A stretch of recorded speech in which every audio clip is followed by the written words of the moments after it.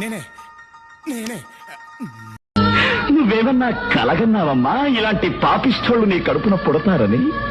తల్లిగా నీ బాధ్యతలు నెరవేర్చావు, అంతే అంతే. తప్పు నీది కాదమ్మా. ఏ సత్య ధర్మ పెద్ద రౌడీ.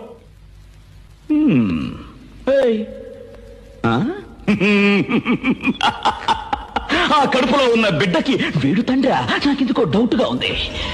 కొజ్జా నా కొడుకులా ఉన్నాడే. నన్ను ఇక్కడ చెత్తలా వదిలేసి నువ్వు వెళ్ళిపోతున్నావు కదా, అనాథ నా కొడుక. చూసేవాళ్ళు ఉన్నారు, నేను అనాథని కాదు సార్.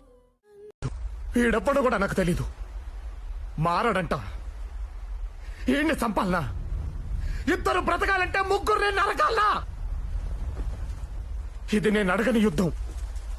ఇక్కడ చావుకేకొక్కటే శబ్దం. ఎప్పుడైనా ఒంటరిగా కూర్చొని ఒకసారి ఇలా ఆలోచించు.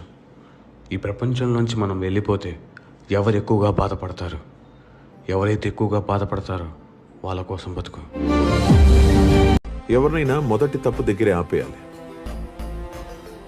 ఒకసారి బట్టలు మాసిపోతే మనిషి ఎక్కడ కూర్చోవడానికైనా సిద్ధపడతాడు. వీడెప్పుడు కూడా నాకు తెలీదు, మారడంట. ఈయన్ని చంపాలనా? ఇద్దరు బ్రతకాలంటే ముగ్గురు నరకాలనా?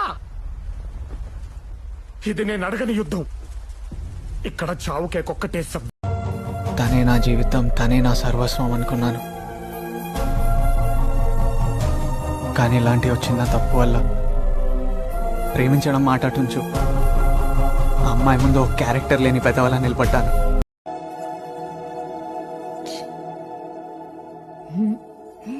ప్రతిదానికి ఎంత గొడవ. వాడిదైన రోజున ఎవడైనా కుట్టగలడు. అసలు గొడవ రాకుండా ఆపుతాడు చూడు, వాడు గొప్పడు.